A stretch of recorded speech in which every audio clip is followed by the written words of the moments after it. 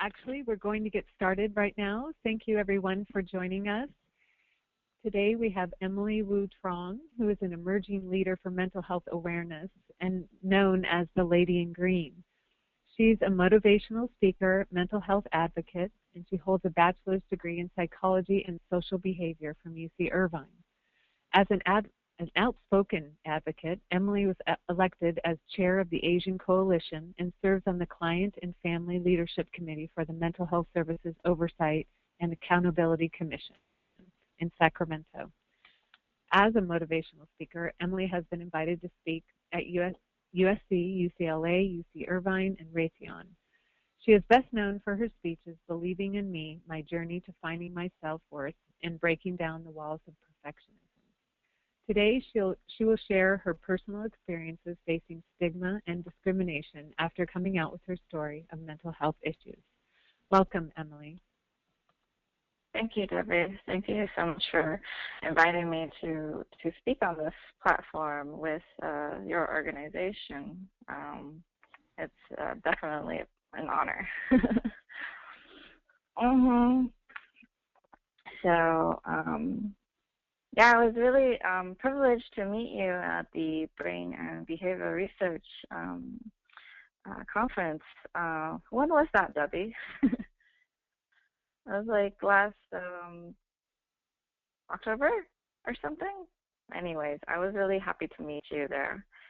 Anyways, so my name is Emily Wu Truong, and I'm a motivational speaker and for mental health awareness. When I was growing up in the San Gabriel Valley, well, let me back up. I was actually born in El Dorado, Arkansas, and moved over to Los Angeles after first grade. And I didn't know how much of the emotional toll that the move was going to take on me. After moving from Arkansas to California, I saw how different the values were. I saw how my peers, my classmates, were very into materialism and the things that they owned. I felt that the culture was superficial, and by the time I got to junior high, I realized that money does not buy happiness. I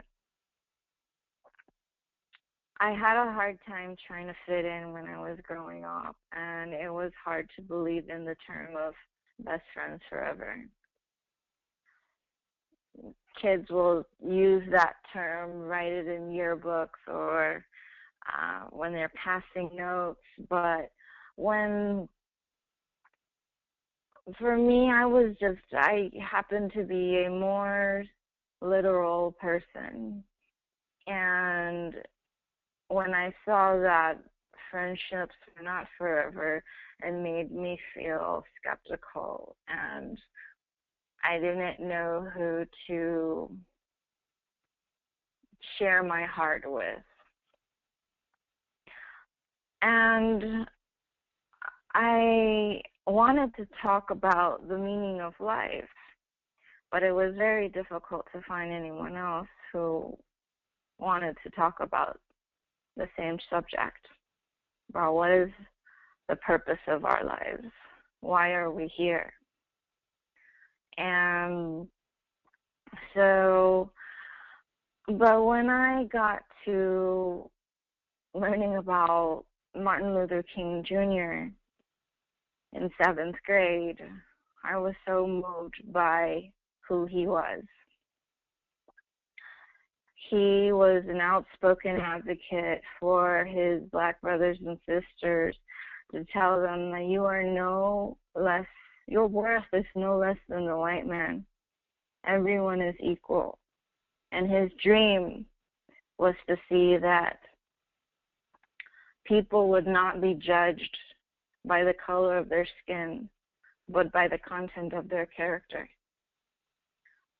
And so when I was in junior high, I saw the kids who were popular, I saw the kids who were lonely. I associated with the lonely kids. because I felt lonely. I would feel alone. But I wanted to tell the kids who were not popular, hey, your worth is no less than the popular kids. I even wrote articles about that. I journaled about it. But I could never feel worth. I could never feel valuable.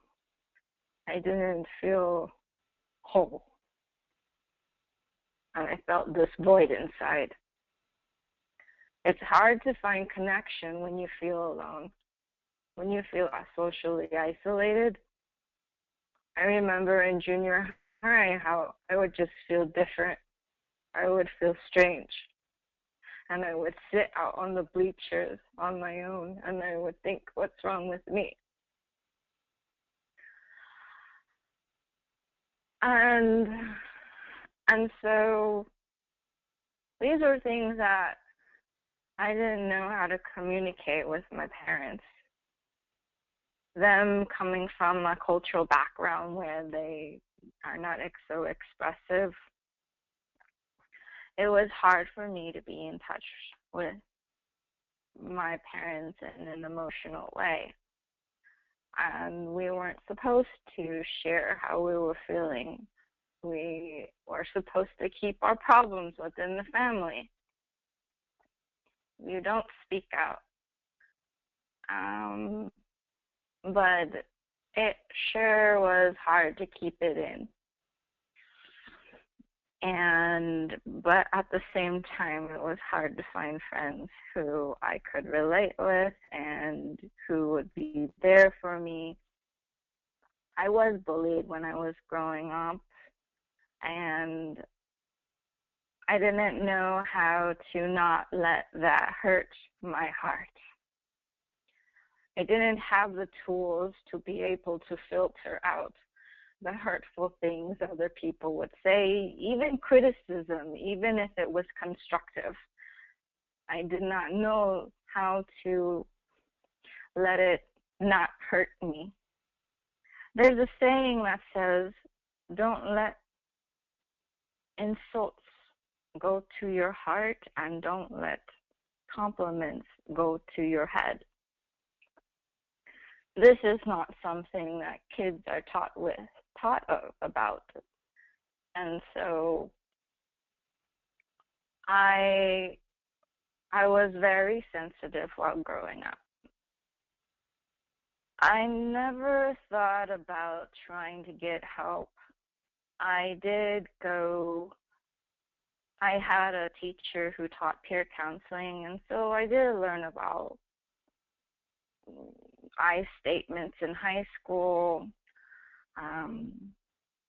communication about how you express your feelings with other people when you're trying to problem solve with others. And it was very helpful. But moving forward, so 2 years ago, I had a breakdown, and it started in 2 summers ago in July 2013, and I knew I needed help because I was at a point in my life where I was sick and tired of being sick and tired. I noticed that I put myself in similar situations that I had before, and where I was not recognized for my efforts, and I felt taken for granted. And so that was also a similar feeling that I would have when it came to friendships. And I was seeing that I finally realized that I needed to respect myself, that I had relied on external validation for so long that was what was filling the void in my heart. and I did not know how to fill that void with my own self-validation. And so it has taken a while for me to learn self-love, self-compassion, self-endorsement. But I'm glad I'm here. I'm glad I know how to do that for myself now. When I was learning to soothe myself 2 summers ago, I went back to my junior high. I went onto the campus and walked over to the bleachers. And I was remembering those moments, and I was feeling so sad and feeling alone. I started crying. And then the older, mature Emily came out in my mind. And she said, Emily, you didn't have those experiences in vain, because they have made you stronger. They have made you stronger. And you are not alone. And never will you ever be. Because I'm here with you. And I love you. You are so precious. And I want you to know that now. From here on out. Because you are so, so priceless. And so I have these kinds of moments with myself, positive self-talk, deep, compassionate love. And it's like I'm turning into this mature side of me, talks to myself, to say, to give myself that comfort that I did not receive when I was younger. And so, so being able to fill this void with self-love has definitely helped me in my healing and accepting the things that have happened in my past. I don't fault my parents for parenting me the way they did. They did the best that they knew how, given the way that they were parented. And so I believe that all experiences that I've had in my past were there to make me a stronger and more resilient individual. And so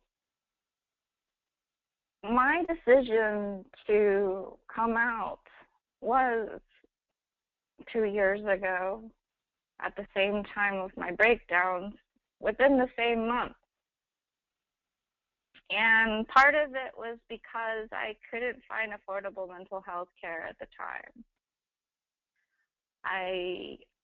In July and August, I had a mental breakdown, and the one in August was 3 days, and I made over 60 phone calls to help me heal myself.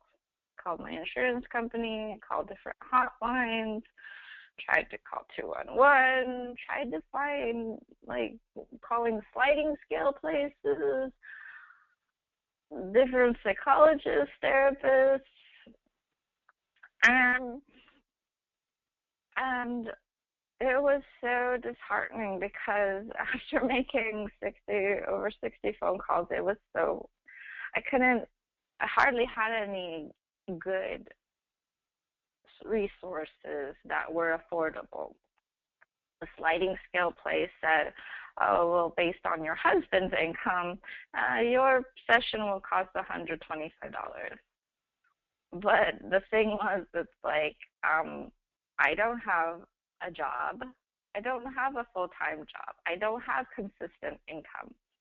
And I have insurance through my husband, but the deductible is $3,000 in network and $6,000 out of network. Each session costs over $100 to $400. There's no way in heck that I want to spend that type of money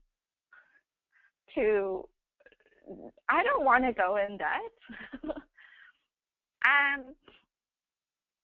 and so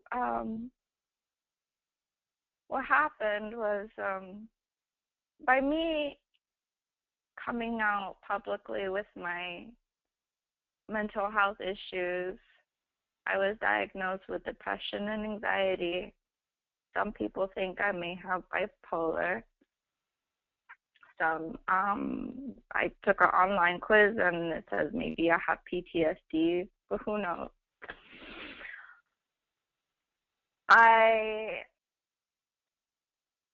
So I wanted to find resources, and I thought that by being open about it, that I would receive a faster referral.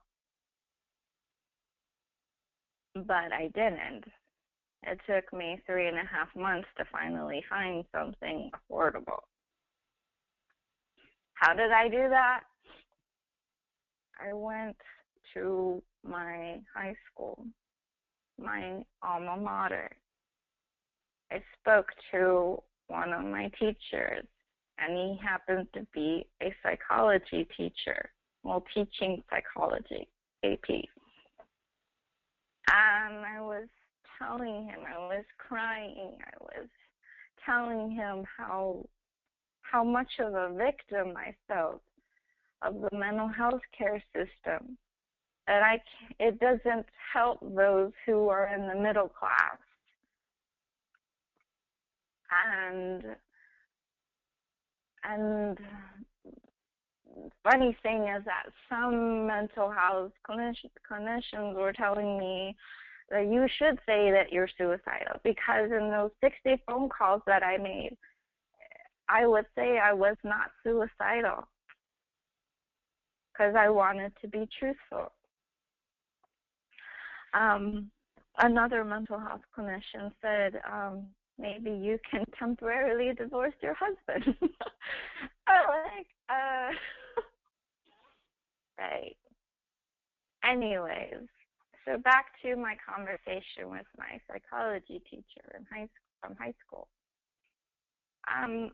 So I was really happy to know that he was able to find an affordable mental health referral for me, a place nearby, $30 a session. It was another sliding scale place. And then so that was the great part about visiting my high school. However, the stigma came when I had found out that a few weeks later, there was a post of my face at the high school saying that this woman is not welcome here in the assistant principal's office. The day my sister told me about it, I was very calm. I thought, okay, this is a misunderstanding, a big misunderstanding. However, the day afterwards, I was more concerned about it and kind of panicky. And I asked if she would take a picture of this photo. And she said no. That was hurtful, but I respect it. I respect her decision. And I realized I had to take things under my own hands. And I contacted my former neighbor, who was a city council member, and he called the superintendent. Unfortunately, the superintendent denied that it existed. The only reason I knew that that post existed was because my brother-in-law is in law enforcement and he saw it at the school. He additionally told me that when he went to the school, that a school administrator that said to him, "Have you seen the crazy lady?" And they were referring to me. How hurtful that was to hear these stories, to know that this was happening to me. This is stigma and discrimination.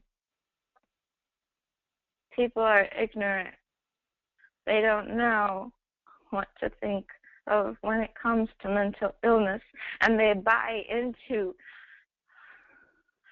the images that the mainstream media portrays about those who have mental illness.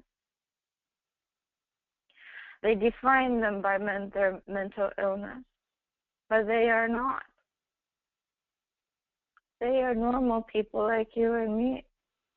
Doesn't matter whether we've been diagnosed with a mental illness or not. All of us have strengths and weaknesses. Our strengths make us feel good about ourselves. Our weaknesses do not. Each of us has our weaknesses and fears, but when we are ready to confront our fears, and we actually become more courageous to confront our skeletons in the closet, they are actually our stepping stones to grow and be better and improve ourselves. Too many people are in denial about what their weaknesses are. But I think that those who have the courage to attend support groups, to go to therapy, to really embrace their weaknesses are actually stronger because they're not in denial. I think sometimes in our culture, we grow up here in LA, maybe, we're so hung up on looking good. What is our reputation like? Always trying to look positive. Celebrities try to do that. Politicians do that. Because people are afraid of looking bad. But I think that you become a stronger person when you learn to embrace your strengths and your weaknesses. Appreciate who you are. I collaborated with the Each My Matters California mental health movement, and over a year ago, this video came out on their website. You can find it at eachmymatters.org. Look up stories and search for Emily's story. And towards the end of my video, I say that when you can appreciate who you are and let go of your fear of self-consciousness, when you embrace who you are, you'll realize how amazing you can be. And sometimes that also involves believing in yourself. For a very long time, I did not believe in myself. I didn't know I had a future. I didn't know what my future would hold. And I didn't know where my place in this world was. Because of those feelings, I've had feelings of suicide. during college, after college, and even though I had these feelings, I knew that I couldn't end my life. Actually, one of my goals ever since I learned about Martin Luther King Jr. was to become someone like him. A charismatic leader who believed in the people, believed that each individual person has the potential to reach their dreams, and that everyone is equal. And so I kind of see that in some ways I'm finally becoming like him. As a motivational speaker, I'm able to utilize my own personal experiences of feeling depression, anxiety, low self-esteem, to let others everywhere know that you are not alone in your struggles. Because I have been there, and I am telling you openly that you are not alone. And although I've had feelings of suicide before, I love the mental health movement because it's also a love revolution. Mother Teresa once said that the greatest disease is to be a nobody to anybody.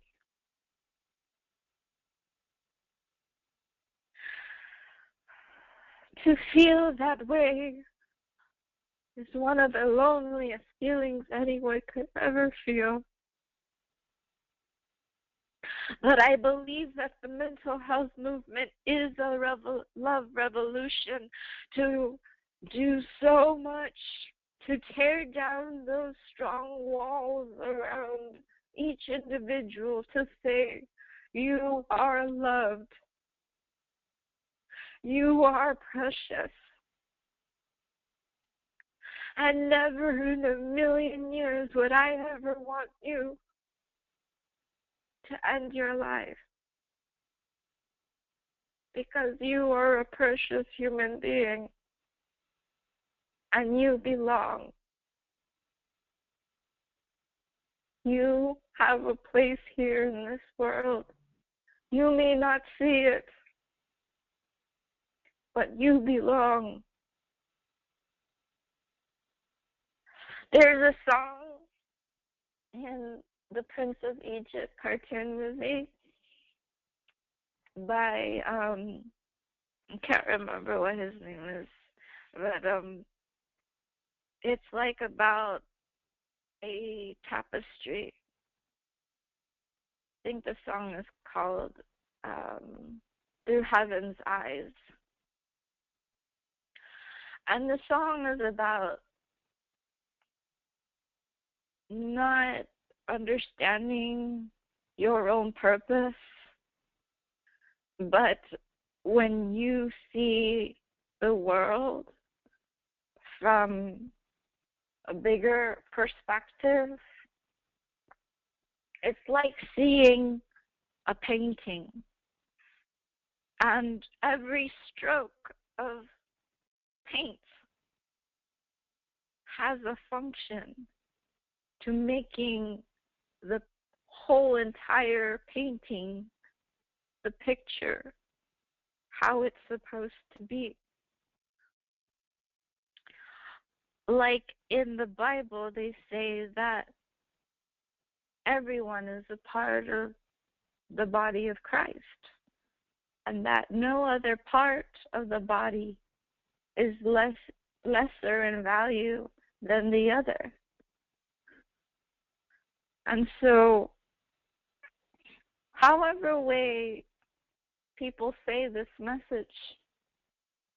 All I care about is that each individual person sees that although they may not know what their life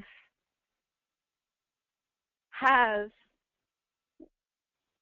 like the worth, they don't see how their life is going to be. Like sometimes people think, oh, my life is not as valuable as the politicians or celebrities or a leader of a CEO of a company.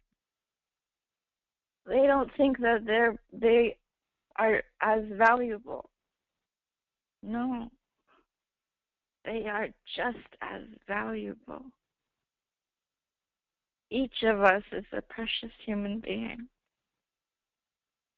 And kids need to know this, as well as seniors and just everyone. And so that's why I do what I do for mental health advocacy. I speak out. I see the kids at my high school as my little brothers and sisters. And I don't want them to go through what I went through when I was younger. If there's a way that I can share my story with them, or even at the colleges, to say that it's okay to talk about your problems. There's no shame in that. If you're depressed, it's okay. It's all about, we're all human. We're not machines. We're not robots. And so I do all this work, this mental health advocacy, to honor everyone who is struggling, having a hard time finding their own voice, because it definitely took me a while to find my own voice. Growing up, I thought that my voice didn't matter. In the Asian culture, it's like if you're the youngest in the family, well, you know, people don't listen to you.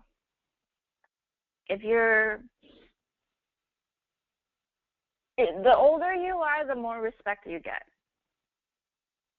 That's just how it is in traditional Asian culture. And you're not supposed to talk back. It's considered disrespectful. But for me, now I promote communication. And I hosted, as the chair of the Asian Coalition, I hosted 2 events in this last several months. One was called Breaking the Silence on Asian American Mental Health, and we had a lot of good speakers. We had over 80 people there. And then I hosted another event in collaboration with the Asian Youth Center in San Gabriel. And we had 150 people there. It was a Chinese speaking event, and I even got the mayor of San Gabriel, Jason Pu, to share his story, to talk about his feelings of suicide and bullying when he was a kid, because his last name is Pu. And so he got teased for that when he was a kid. Another elected official, Chin Ho Liao, the vice mayor of San Gabriel, was there too to say a few words in Chinese. And so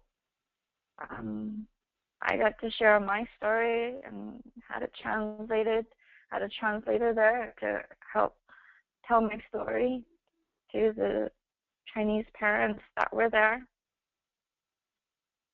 And by the end of the event, a lot of people were like, we want more of these kinds of events. The event was called Understanding Your Child, Finding Resources to Help Your Family. Because sometimes Asian immigrant parents don't realize how acculturation actually affects their family. There are not a lot of places where they can go find these tools. Parenting classes in Chinese, and they don't, because they're not accustomed to the cultural values where they've moved to.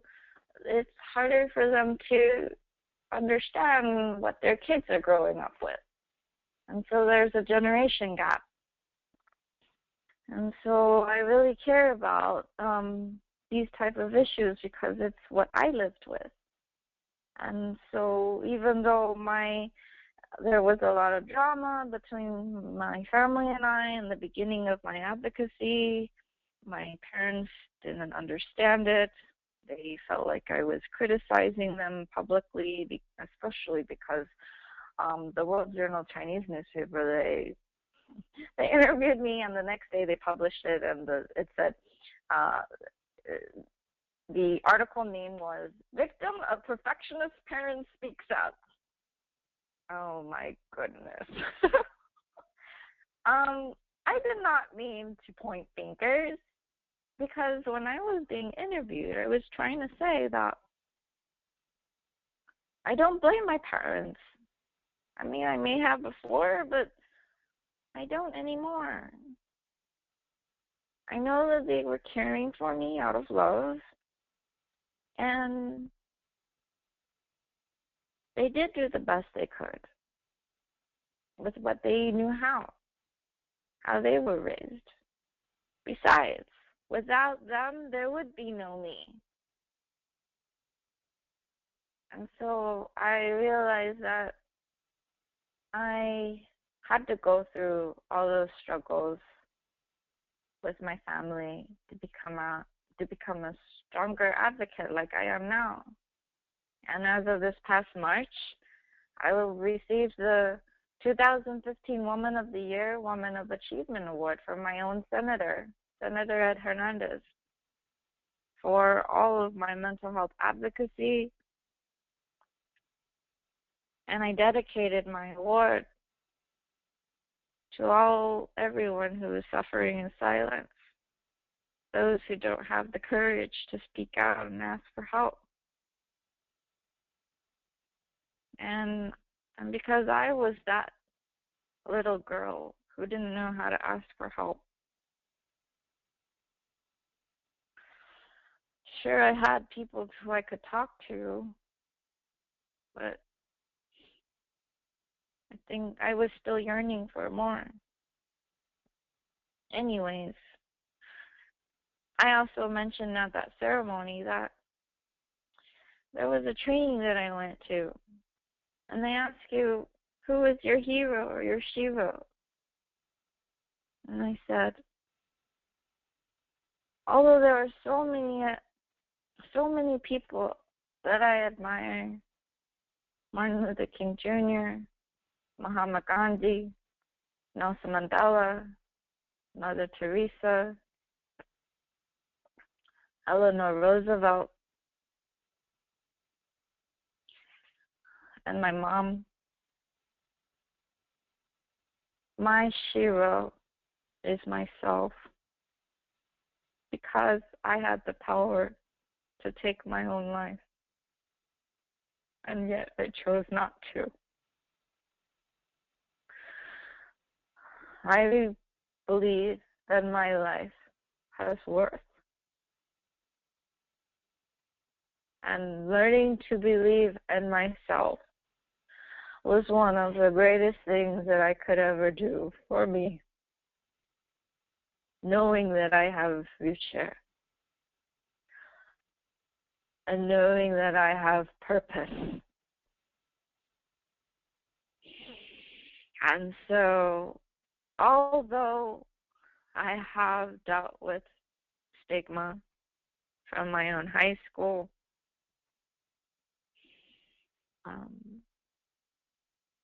and I also accept it. I accept that stigma exists because not everyone is taught about mental health.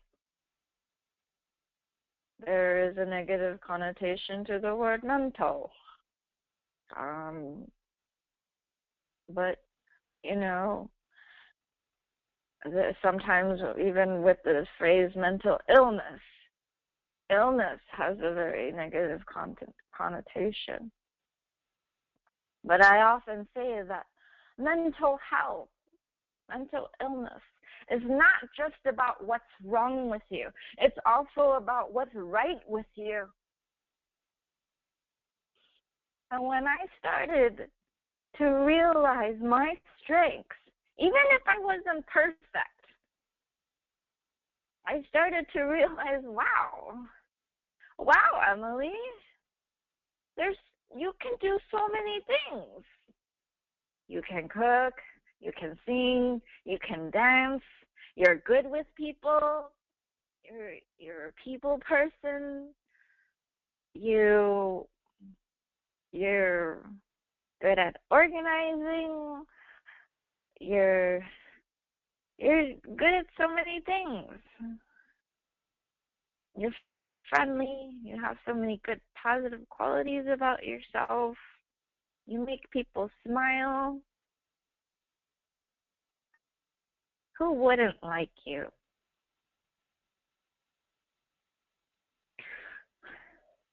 And so this was the transformation of me being my own worst enemy to me becoming my own best friend.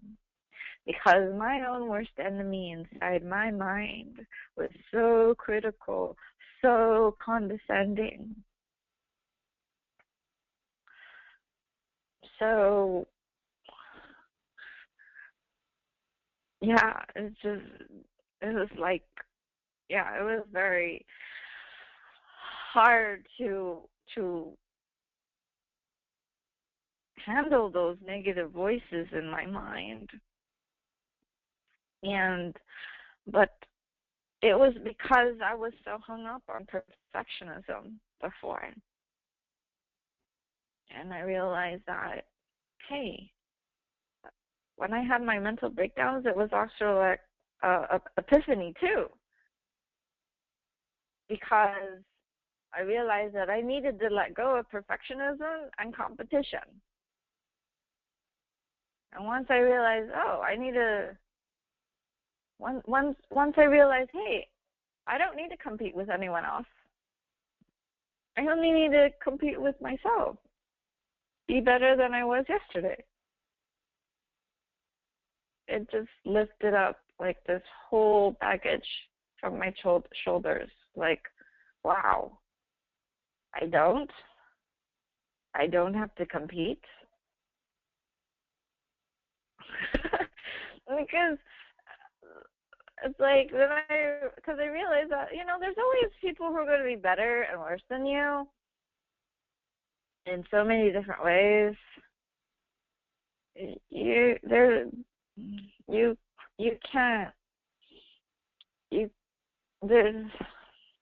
just better to let it go. Just be the best person you can be. And so,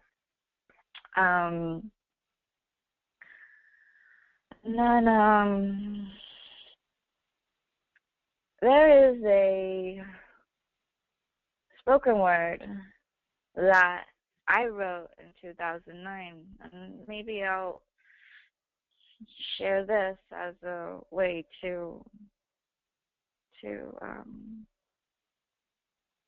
talk about my growth and things that I've learned along the way in my journey.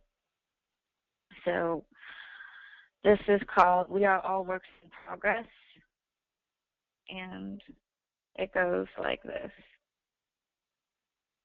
Know how to help yourself before you can truly help anyone else. Set an example for others if you know how. However, I know this is a constant lifelong learning process, so you don't have to be perfect because we are all works in progress. There are lessons to be learned in everything that we face from day to day. Without these lessons, we don't challenge ourselves to be better than who we already are. So work on being the best person you can be. See your true potential in life. Know that you don't have to have all the answers right now. It takes time to find the answers to life. So just chill and relax from time to time. Take a moment to breathe and just be with yourself. Know that you were made for success in this life. You can reach your highest potential if you just believe in it. Have confidence in yourself. I have confidence in you. And so I wrote this because I felt that I was actually writing it to myself and encouraging others as well. And so when my strength growing up was always encouraging other people, my weaknesses was not being able to encourage myself. When that's what I needed all my life. But that's something that we're not taught when we're a child. We're taught to need the approval of our parents, to need the approval of our authority figures, teachers, leaders, and we're taught to rely on this external validation. And so this is where, with my motivational speaking, I hope people can learn to realize that they are valuable individuals, and I want them to see for themselves and develop a good relationship with themselves to be able to be a good influence on other people. Michael Jackson was a role model of mine too while growing up. The song "Man in the Mirror" and based on his the quote from Gandhi, "Be the change you want to see in the world," have inspired me to be just that person, to be the role model, the person that I would like to see more of in the world. And Emma Watson recently said at the UN, talking about gender stereotypes, confronting that topic, and saying, it's not who, when. It's not. What is it? It's not me. If it's not me, who, and it's not now, when. And so that's when I realized, hey, I gotta step up. And even though it feels lonely to be an advocate, a mental health advocate in my community, somebody's got to do it. I think that movements only happen when people have the courage to voice out what they know is right.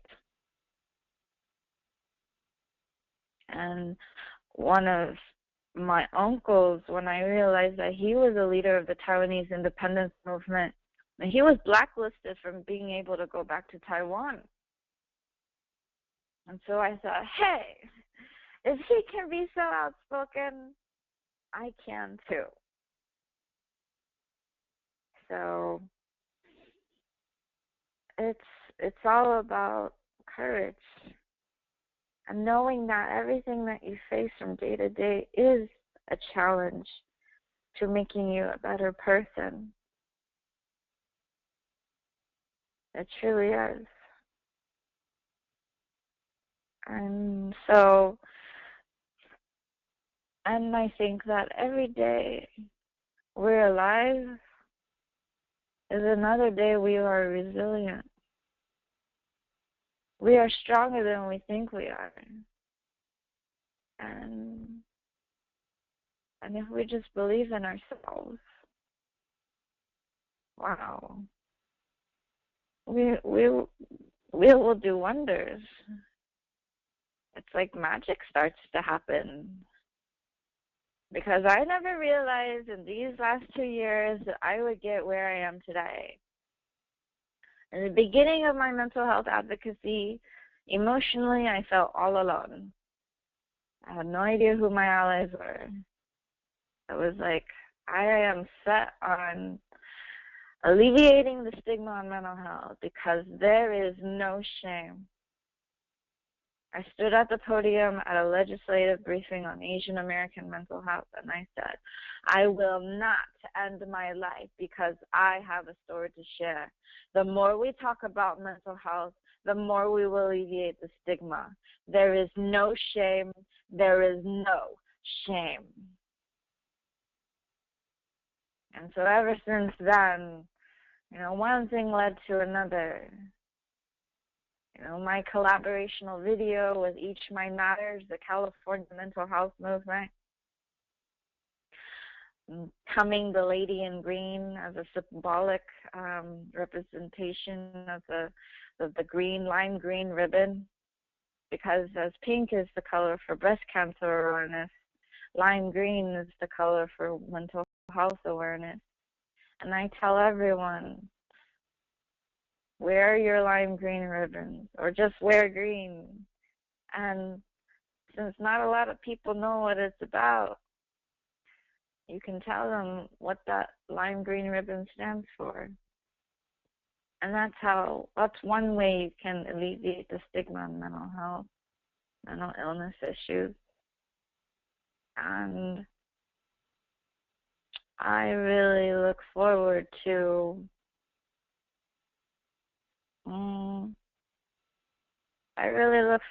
when people embrace being open about their mental health issues. And not everyone is ready to hear our stories. But just because some people are not ready and they stigmatize us, it doesn't mean we're doing the wrong thing. They're just not ready. It may feel like closed doors. It may feel like rejection. But that does not mean that we are rejected. It just means that they're not ready. And so we just have to find our audience, those who are ready to listen. And there are people who are ready to listen, because I've had 20 speaking engagements in the last 4 months. It's been quite a journey, and a very rewarding one. And I've been able to collaborate with so many different organizations on this road to recovery, healing, resilience, meeting so many different mental health advocates, and knowing that I'm not alone. I am not alone in my struggle. I got a scholarship to go to the Together Against Stigma conference in February, and I got to meet mental health advocates from all over the world, from Mongolia, Fiji, Scotland, the UK, Australia, everywhere. And so this is not just a local issue. It's not a national issue. It's a global issue, worldwide. And so for those of you who are mental health advocates, you are not alone in your struggles. And I encourage you to network, look for other advocates in the different organizations that are about behavioral health, about mental health, NAMI, Recovery International, DBSA, wherever. You are not alone in your struggles. We are not alone. And know that you are always, never alone. With help, there is hope. And helplessness is not hopelessness. So I think that's about it. Were there any questions you'd like me to answer, Debbie? Great, Emily. Thank you so much for sharing your personal story, your insight with us, and helping us know how to become a better advocate and how to stand up for stigma. And I think that majority of the questions that have been asked you have answered.